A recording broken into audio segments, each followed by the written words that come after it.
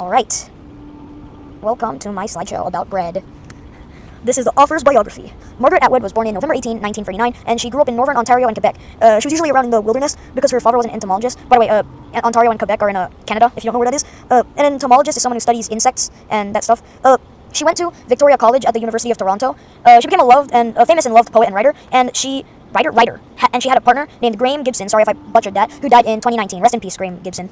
Alright, this is the summary of bread. I color-coded it so it's easier to see. Scenario 1, you're in a kitchen and you have a loaf of bread. So you cut a slice with a bread knife you have on the kitchen counter, and you make yourself a sweet sandwich with peanut butter, and honey. And bread making's like a hobby to you, something nice to do with your hands. In scenario 2, you're in a famine with your starving sister. You have a piece of bread with you, and you don't have time to wait for the famine to end or for someone else to come with more bread. Otherwise, by that time, your sister would probably have passed away. You have to make the decision. Will you give your sister the bread, or will you have it? Will you split the bread? What will you do with it? By the way, just so you know, I give my sister the bread. I have a sister and I give her the bread. Scenario 3. You're a prisoner, probably a prisoner of war. Unsure, they never tell you if you are or not. And you have information the enemy wants to know. They can only get that information out of you. Not even the other prisoners of war know the information you know. They offer you some bread for it. And that bread reminds you of a yellow fruit bowl you used to have at home with, pears and probably bananas and all that stuff. And you miss home. In scenario 4, there's a poor sister and a rich sister. The poor sister asks her rich sister for some bread for herself and her children. The rich sister drives her out the door, claiming she doesn't have enough bread for herself. When the rich sister's husband cuts a loaf of bread, it bleeds. It's based off a German fairy tale made by the Brothers Grimm. If you know anything about them, you know they make very grim stories, very fitting. Scenario 5, the writer makes a piece of bread for you. They conjure it for you, and it floats. It floats above another thing, a floating tea towel. Now, you don't know if you trust the bread or not. It smells like bread, it looks like bread, probably feels like bread, and you've discovered that it is actually floating. There's no strings or anything, but you don't know if you can trust it. Now, my claim for the story is that Margaret Atwood wrote this to show how bread is a difference between privilege and deprivation, and it also represents the decision between greed and kindness, or selfishness and selflessness. Now here are my quotes and my bullet points. My first quote, related to scenario 2, is, should you share the bread or give the whole piece to your sister? Should you eat the piece of bread yourself? After all, you have a better chance of living. How long does it take you to decide? And the second quote is based on scenario 4. I did change it a little bit for clarification, but it's 100% the same. It's just I used the poor sister and a rich sister instead of the story just saying them and her and all that. You know, you get the point. The poor sister went to her rich sister and asked for a mouthful of bread. My children are dying, she said. Bars. The rich sister said, I do not have enough for myself, and drove her away from the door. My explanation is, scenario 4 represents privilege and deprivation. It also shows how selfishness or greediness has its consequences, because as I explained earlier, in the fourth scenario, the husband cuts a loaf of bread and it bleeds. Now, they never explain why it bleeds in the story, but, and thank you, Imam, for this, I found the original fairy tale, again, thanks to Imam, my friend, and it says that after the husband cut the bread, he went to the poor sister's home and found the poor sister saying something about, thank you, we don't need to eat earthly food anymore, something of that. Presumably, her children died and so did she, or something like that. Now, the second scenario represents the weight of greed and kindness, or the decision, rather. Now, unlike scenario 4, you're a part of it, and you have to decide something. You can make a decision, but that decision really depends on your moral compass. It depends on how selfless or how selfish you are as a person. It really depends on you. And the decision you make, that says a lot about you. And then again, it's a very tough decision.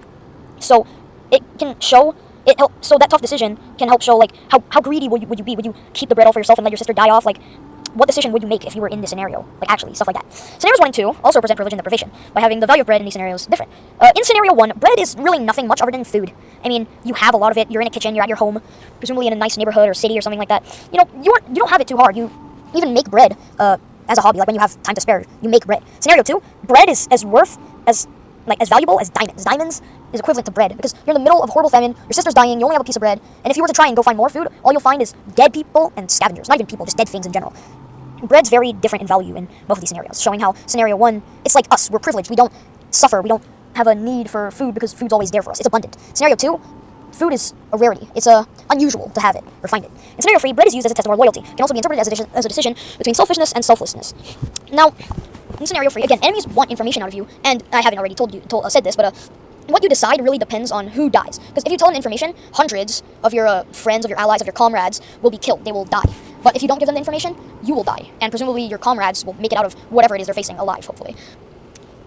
Again, it's like scenario 2. The decision's really up to you, and the decision you make says a lot about you as well. It's a pretty tough decision. Unless you're just mean, I guess. In scenario 5, bread is used as like a trap. It's like a temptation. You don't know whether to trust it. You don't know if you should take it. You don't know what to do with it. You just know it's suspicious. And it's like odd. It makes you wonder. It makes you want to know. It gives you a wanting to find out. Can I trust it? Can I, do I not? What's the answer? Is it a trap? Is it just floating bread? It really makes you wonder. It makes you curious. My conclusion. Bread can be used to portray, show, or maybe even explain different aspects and lessons of life. These different aspects and lessons being, again, like privilege versus deprivation, selfishness versus selflessness, yada yada, etc., etc. All that stuff. It really shows different, like, lessons and decisions you can make, or you would make in these scenarios. And these scenarios help portray the lesson bread is trying to teach us in each scenario, or in multiple scenarios. again, it's like bread, or yeah, it's what I said before, except use bread as a way to symbolize it. Use bread as a base, sort of, as a way to help portray these, or help portray or explain these lessons and aspects. These scenarios and situations of bread help show problems that people have in real life. You know, there are people out there starving, dying because they don't have the food they need, and some people in these scenarios find stuff like this, but they have other mouths to feed, they have other people to care for, they have other decisions and problems they have to solve. And really, they're all really tough decisions. It makes you question your moral compass, it makes you consider these different scenarios, it makes you really understand how some of these people feel. And, you know, it's kind of sad, but again, it's very beautiful what bread can show. Anyway, bread can help us understand people's scenarios and teach us to be grateful for what we have, because everyone has a different situation. Again, everyone has different problems, but back to privilege versus deprivation. A lot of us are from scenario 1, let's say that, because we're all very privileged. We learn at these, like, good school, at these good schools, or good school, rather, and, you know, we're pretty, like, we don't have to make such tough decisions in life because we don't have the problems that other people do. And, it, like, when we're put in these scenarios that other people have to go through, like, that is their life, it really helps you, like, understand and feel what these people feel. And it helps you connect, helps you feel, wow, I should be really grateful I'm not in these situations. It's really, you know, I'm really blessed. Something like that. Thank you for listening to my video. Okay, bye.